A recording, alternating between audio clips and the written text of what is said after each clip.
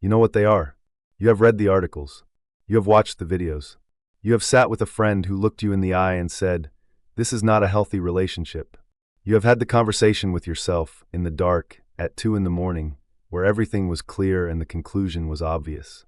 And then they called, or they went quiet in that particular way, or they looked at you with that specific expression, the one that reminds you of the person you fell in love with, and everything you had decided dissolved. And you are still there, not because you are weak, not because you do not know better, but because something is happening inside you that has nothing to do with logic, and everything to do with what your nervous system has been trained to need. That is what this video is about, because trauma bonding is not a character flaw. It is not naivety. It is not failure. It is a biochemical process. It is something that happens to the brain and the body under specific conditions of unpredictable reward and repeated stress. And once you understand the mechanism, once you see the chain, you will understand why leaving is not simply a matter of deciding to. The term trauma bonding was first described by researcher Patrick Carnes, who studied the psychological bonds that form between people in conditions of abuse and intermittent reinforcement. The concept has since been expanded and refined, but the core observation has never changed. When a person is subjected to cycles of harm followed by relief, punishment followed by warmth, the brain does not simply endure the experience. It adapts to it, and in adapting to it, it begins to depend on it. This is not metaphorical. It is neurological. When the person causing you pain also becomes the person who relieves that pain, your brain begins to fuse those two things together. The source of the threat and the source of the comfort become one and the same person. And over time, your nervous system cannot fully separate them. This is why, when they are cruel, you do not simply pull away. You wait, because pulling away has never brought relief before. What has brought relief, every time, is the moment when they return to warmth. Your brain has learned that the path to safety runs through them, not around them, not away from them, through them. And that learning, that deeply conditioned, biologically reinforced learning, is what keeps you in the relationship long after the rational part of you has understood that you should leave. To understand trauma bonding, you need to understand the cycle that creates it, because it is not random. It follows a pattern, and that pattern is precisely what makes it so effective at binding you. It begins with tension, a coolness, a withdrawal, a silence that has a particular quality, not peaceful but charged. You feel yourself beginning to walk carefully, monitoring your words, watching their face for signals. Your body is already bracing for something it cannot name. Then the rupture comes, the argument, the coldness, the cutting remark, the disappearance. Whatever form it takes in your relationship, it arrives. And when it does, the anxiety that was building peaks. And then, after the rupture, comes the relief. They soften, they return, they apologize or explain, or simply act as though the rupture did not happen and warmth is suddenly available again. And your nervous system, which has been in a state of sustained stress, floods with relief. That relief is real. It is physiological. It involves the release of dopamine and oxytocin, the same neurochemicals involved in reward, attachment, and love.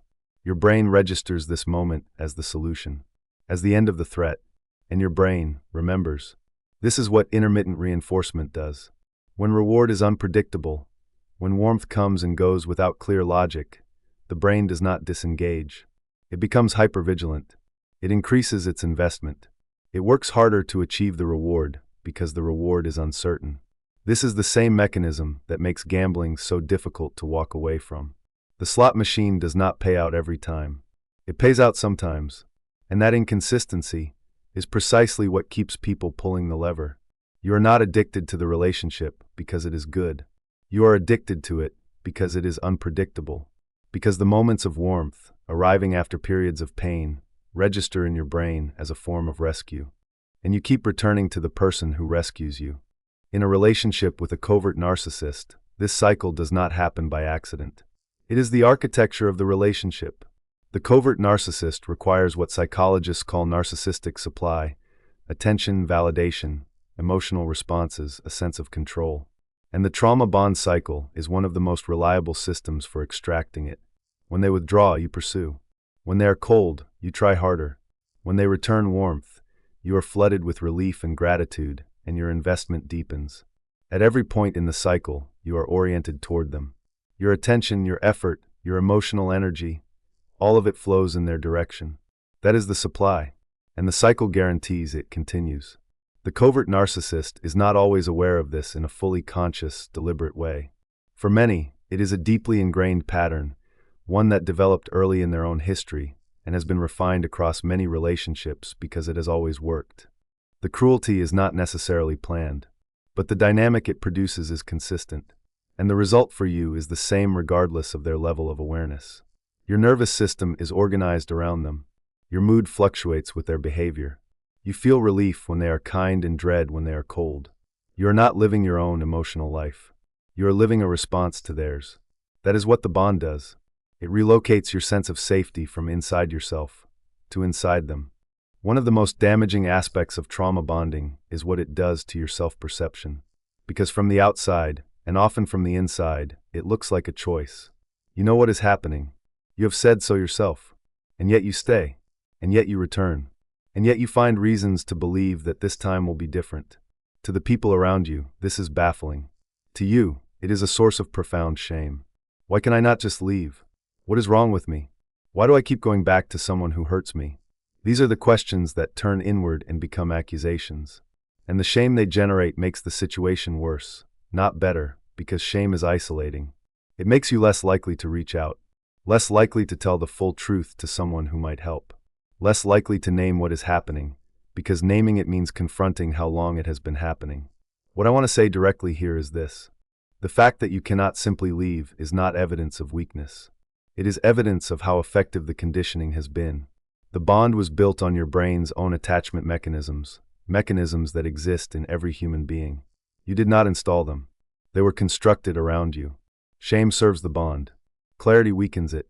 And clarity begins with understanding that what you are experiencing has a name, a mechanism, and a documented pattern, and that it has happened to people of every background, every level of education, every degree of self-awareness.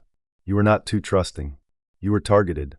There is usually a moment, sometimes gradual, sometimes sudden, when the pattern becomes visible. It might happen during a conversation that follows the same script as dozens of conversations before it. It might happen when you catch yourself editing what you are about to say, because you already know how they will respond. It might happen when you realize that the relief you feel when they are kind is indistinguishable from the relief you feel when a threat passes. And in that moment, something shifts. Not immediately into freedom. That is not how it works. The bond does not dissolve the moment you name it. But the recognition does something critical. It introduces a witness. A part of you that can observe the cycle from a small distance, rather than living entirely inside it. That witness is the beginning of the exit. Because once you can see the pattern, you can begin to track it in real time. You can notice the tension phase beginning and name it to yourself. You can observe the rupture without being entirely consumed by it. You can feel the relief of the reconnection and know, even as your body floods with it, what is actually happening. You are not yet free of it, but you are no longer completely blind to it. And that is not a small thing. In a bond this deep, that is everything. I want to be honest about this because the conversation around leaving is often far too simple. People say, just leave. As though the obstacle is logistics. As though the difficulty is practical rather than neurological. The truth is that leaving a trauma bond is more like detoxing from a substance than it is like ending an ordinary relationship. The neuroscience supports this comparison. The brain structures involved in attachment overlap significantly with those involved in addiction. When the source of intermittent reinforcement is removed, the brain responds with something that resembles withdrawal. Anxiety spikes. The urge to reconnect becomes almost unbearable. The mind generates reasons, persuasive, urgent reasons, to make contact. To check in. To see if perhaps this time the dynamic will be different. This is not weakness. This is withdrawal. And knowing it is withdrawal, knowing that the intensity of what you are feeling in those early days and weeks is physiological, not evidence that you made the wrong decision, can make an enormous difference to whether you are able to hold the boundary. What supports the process is not willpower alone. It is structure. It is people around you who understand what is happening and can provide the consistency and safety that the relationship never did. It is professional support where it is available. It is the slow, patient work of rebuilding your sense of safety inside yourself, rather than inside the person who taught your nervous system that safety lived only with them. This takes time, more time than feels fair, but it is not permanent. The bond weakens. The nervous system recalibrates. The emotional weather of your daily life becomes yours again, rather than a reflection of theirs. You come back to yourself. If what you have heard in this video has described something you are living, take a moment with that recognition. You have been trying to solve a problem using only logic and willpower, when the problem is operating at the level of the nervous system. The reason it has been so difficult is not because you are not trying hard enough. It is because you have been fighting the right battle with the wrong tools. The work ahead is real. It is not quick and it is not painless.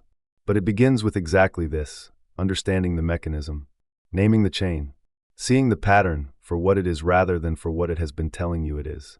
That understanding does not free you in an instant, but it begins to loosen the hold.